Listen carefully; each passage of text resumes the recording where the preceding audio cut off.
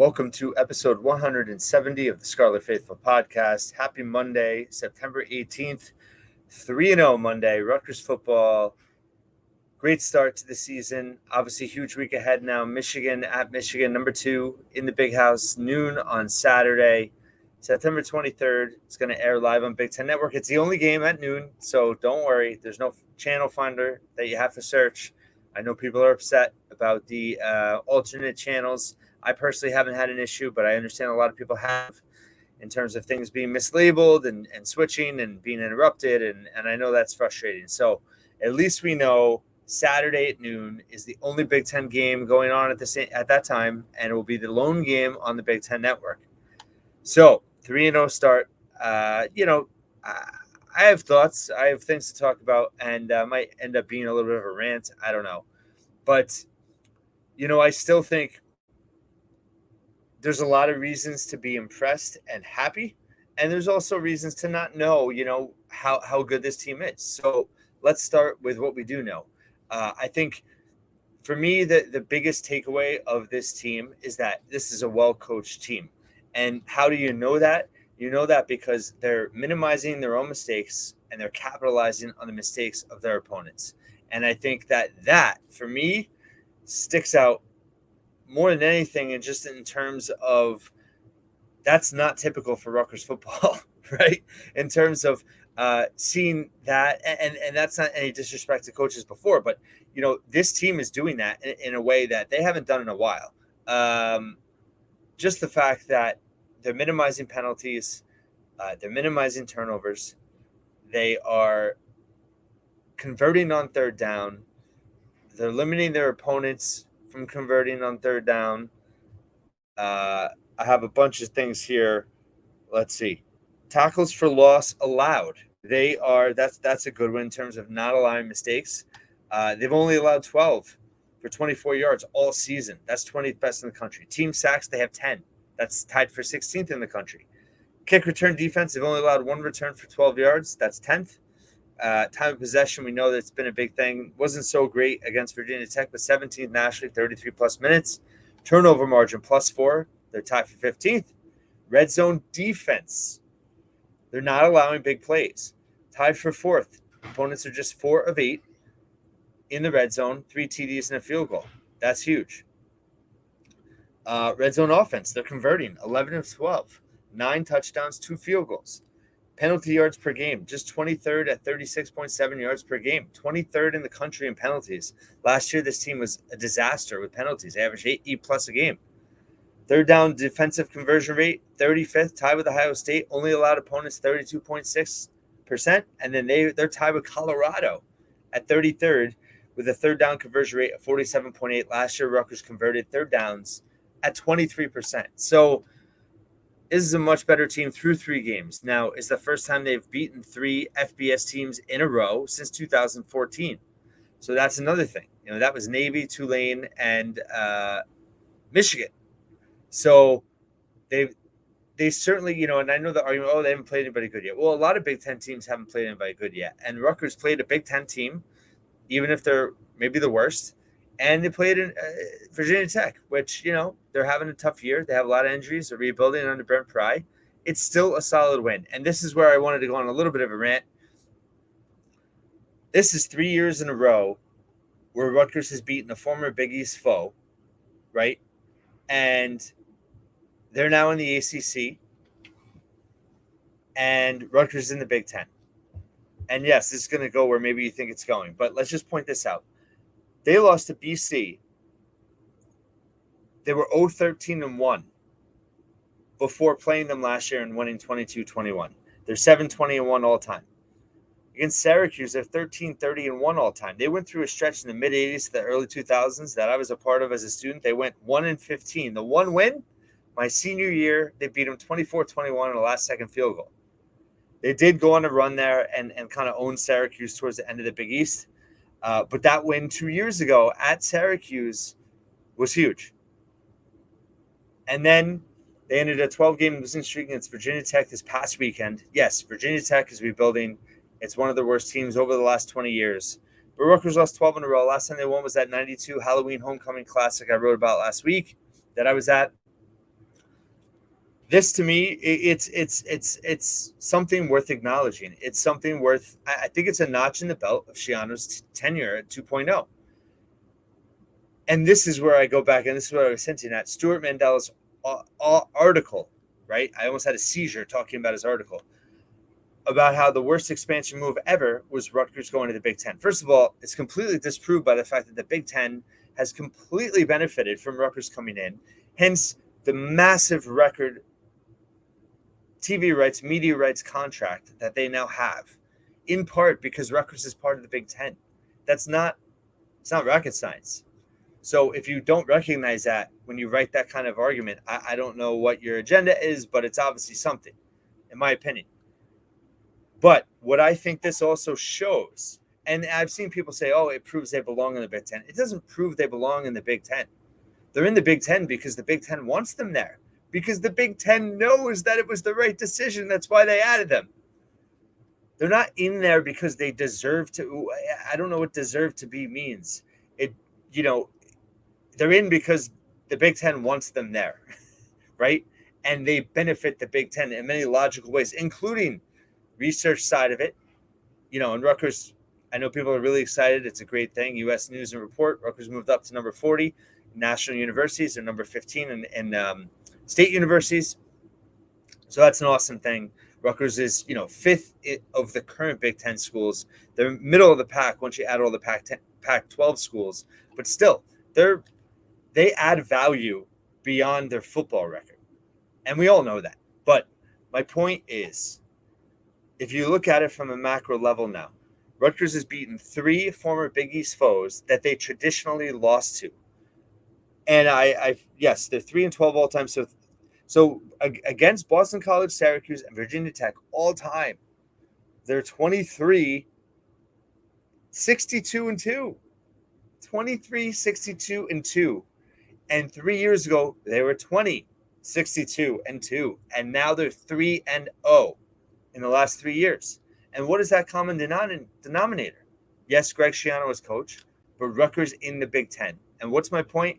My point is, being in the Big Ten, hopefully we have some soccer fans here. I know it's football, but being in the Big Ten is like being in the English Premier League in soccer, right? You might not be one of the best teams in the Big Ten or the English Premier League, right? You might be bottom half, and that's what Rutgers is. But you still reap a lot of benefit from being in that association, in that conference, in that league, whatever it may be.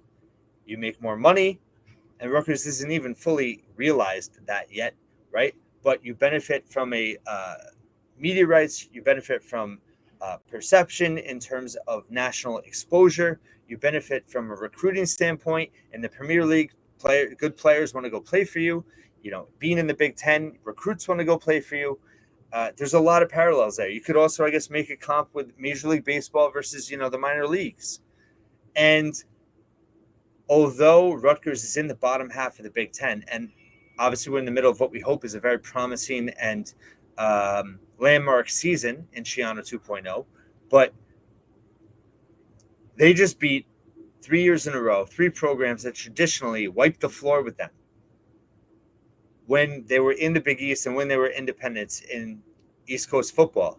And now that Rutgers is in the Big Ten, even though they're not top half Big Ten, they are ahead of Boston College, Syracuse, and Virginia Tech. And they proved it on the field. And none of those 3 programs are very good right now. Syracuse is, solid, decent. They've gone to some bowl games under Dino Babers. But Rutgers doesn't have to be in the top half of the Big Ten to still be a better program than they've been. And they've shown it in the non-conference, and they've shown it in the last 3 years. And they've shown it playing against 3 ACC teams that they've beaten, 2 on the road. And the fact that they did it against ACC programs that left the Big East to go to the ACC. I mean, this is a moment we should all – it's sweet. And those are 2 fan bases, Boston College and Syracuse, that have rubbed their noses in it for too long. Virginia Tech, I have a lot of respect for their fans. There's a lot of Jersey kids that go to Virginia Tech. I liked a lot of that, Jersey, Virginia Tech connections this week. I like Virginia Tech. And I listen, I think Brent Pryce is a good coach. I think Drones is a good quarterback. We have to go to Blacksburg next year. That's not going to be an easy game. So this can change, right? They can easily go to Virginia Tech and lose next year, but we don't need to worry about that right now. We need to worry about being 3-0 against the ACC, former Big East foes. And that is another argument for why Rutgers being the worst realignment move ever going to the Big Ten, and they haven't benefited, objectively false. Because that is proof on the field that Rutgers is better than those former programs that were way better than them for many years. And a big part of that's being in the Big Ten now. So you can be the 12th placed team in the Premier League, and you're a heck of a lot better than the divisions below. You can be 4th place in the AL East, and you're a heck of a lot better than the AAA team. You can be in the Big Ten and be in 6th place in the Big Ten East and only beat Indiana, but you can be a lot better than other teams in other Power 5 conferences. So that I'll end that rant, but let's move on. But in terms of Rutgers, this is a key moment in Schiano 2.0. They're 3-0. They were 3-0 the last 2 years. But this team is definitely shown signs of being different. Their margin of victory, they've won by 65 points over 3 games.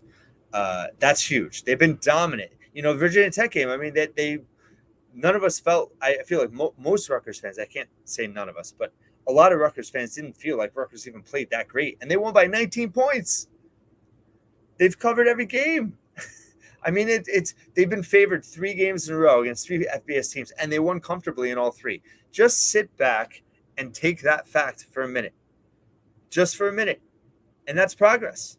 Now, yes, we all want the program to go farther. We all expect more. We all want more. But that is a significant thing. So beating those 3 ACC teams in a row, winning these 3 FBS games in a row to start the season, these games they had to have. They had to have them, and they won comfortably in all of them. And they're winning in a way that is encouraging. Now, I know people are concerned about the offense. Gavin Wimsatt has 0 turnovers. And although he struggled with accuracy at times, although the play calling has been frustrating at times, although there's inconsistency and no one's really stepped up as that number 1 receiver, there's a lot to like. And yes, I get it. You don't have to email me or message me that Michigan's going to stack the box against Rutgers and make Gavin Wimsatt throw. Of course they are. And he's going to have to make some throws. But I don't think he's going to, I think Rutgers is good enough that if you make what I think has been telling about the offense, and I think it speaks to the 3rd down conversion rate. And if you count 4th down, they're 3 of 3, so they're 51% in 3rd and 4th down conversion rate. They're not as efficient overall as an offense, but in big moments, in key moments of games, they're coming through in a way that I don't remember. I mean, I'm sure it's happened, of course, right? 2014 for sure, but it's been so long that it feels like, wow, like that to me is the eye test type of change that I see in this team is that, even in that first game against Northwestern, they didn't have a high, rushing average per carry, but they converted high on 3rd downs because on those 3rd and shorts, they got them. Maybe they had some 3 and outs. Maybe they, weren't, their overall average per rush wasn't great, but when they needed to get the first down, when they needed 3 yards, they got it. When Gavin Wimsatt has needed to make a key completion, he's more times than not gotten it. When Rutgers has needed key field goals, they got it. When they needed Kyle Monungai to become Superman on Saturday, he did. When they needed the defense to make big stops, they have. When an opponent has gotten within 1 score the last 2 weeks of Rutgers in the 4th quarter, the team needed to step up. They did. So all these kind of little tests along the way, I think that is significant. I know that people say, oh, it's not against great competition, but you have to do it against that type of competition to be able to do it against good teams. And they've made a progression there. I think that's a noticeable progression. And it all goes back to me. I think this is a very well-coached team. They're not shooting themselves in the foot. Now, will that stay the same against better teams? That's what we have to find out. And that's obviously a key part of this. So that's going to be something fascinating to watch. In terms of the Big Ten, I think the Big Ten's vulnerable. there is opportunity here. And I will stress, and I know the schedule is going to change some with 2024-25 with now Oregon and Washington coming in. But, I mean, we've talked about next year's schedule is brutal for Rutgers. And the team may even be better next year, but that's a brutal schedule. This schedule is breaking the right way for Rutgers. And they have to take advantage of it at this point. I think starting 3-0, whatever happens at Michigan, you have Wagner. You're going into October 4-1, which is where we always said they needed to be to have a legitimate chance at a bowl game. And then October is everything. At Wisconsin, Michigan State at home, homecoming, and at Indiana. You got to get 2 of those 3. If you can get the 6 wins, and then, listen, if you can get another win in November and gravy, that would be gravy. I know I'm getting ahead of myself a little bit, but they've put themselves in position now where it's almost like, when you have a 20-point lead, you have to win the game, right? Whether you were supposed to win by 20 or not. Maybe you're an underdog and you're all of a sudden you're out 2 touchdowns. You got to win that game. You're in a position where you will benefit if you can come through. And now Rutgers is in a position where they've established themselves. They're getting a little bit of buzz. They're going to get more buzz this week going into Michigan. No one expects them to go to the big house and win. But 2 years ago, they gave them a shot. They gave them a real shot. 4 3-and-outs to start the second half by that defense. And Rutgers lost 20-13. If they had any semblance of an offense, they very well would have sent that game to overtime and or would have won that game the way the defense played in that game. So they should not be intimidated going there. There's a lot of leadership on this team. I don't think they'll be intimidated. I think they're going to play well. I mean, Michigan's really good. I think they've held back. I think Rutgers has held back in terms of their offensive play calling. It's going to be a game where, I hope that Rutgers lays it all out. And I've talked about it in my rapid reaction the other day that, the third quarters have been really tough. 9 drives, 8 punts, 1 touchdown. They've been very, very, very conservative. You can't do that in the Big Ten. You can't do that in modern football. You got to keep scoring. And maybe Rutgers has been holding back a little bit to win the way they've won. So when they go to the big house, they're gonna do things. And Shianto hinted at in his press conference today, and I'll have more on that. But every game is different. I get that. But there's definitely some things they've been working on that we haven't seen in the game yet. Yes, Gavin Wimsatt's got to step up. And I've said before, when he gets punched in the mouth, how's he going to respond? How is this offense going to respond when they're losing? Are they going to be able to come back and win Big Ten games? That's key. So, long road to go, reasons for optimism, reasons for, we don't know yet. We don't know what this team's going to be. Is this going to be a 4-8 team? I hope not. And I feel like they're going to do better now. I picked them to go 4-8. I think they're going to be better now. Are they going to be better than 5-7? I'm not sure. I think they could squeak out another Big Ten win. That Indiana game, I'm telling you, it scares me because at Indiana, they played tough at home, and that's the 8th game in the 8 weeks right before the bye. We know what happened at Northwestern a couple of years ago. So I don't think that's it. People are counting that as, or maybe just thinking that that's the most. I actually think Michigan State at home is more winnable than at Indiana. I actually do. But I think, Maryland and Iowa are opportunities in November. And I think, listen, if they can stay healthy and go to Wisconsin, 4-1, Wisconsin is not unbeatable. It's not going to be an easy game, but it's not unbeatable. If Rutgers played their best, I think they could win. I'm not saying they will. I'm not saying I'm going to pick them. I'm not saying it's likely, but it's possible.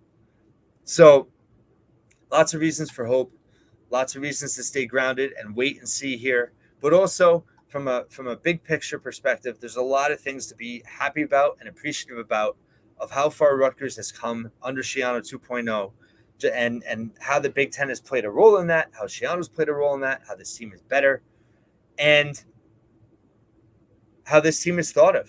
This team is starting to get some respect. And I tweeted about it. I made a joke. Rutgers fans, are saying all we've griped about with the Mandel article and other things is we just want respect. And then now people are starting to get, well, no, Rutgers, we don't know if they're good yet or not. Listen, if national media, if big Twitter, social media accounts want to give Rutgers respect, take it. Be happy. Thank you for listening and watching the Scarlet Faithful podcast. Once again, check out all my coverage at thescarletfaithful.com. I had an interview with Rutgers point guard Noah Fernandez on Friday. Check that out, and a lot more to come. Rutgers men's basketball schedule coming out very soon. I'll have plenty of analysis on that. And have a great day, and I will talk to you tomorrow.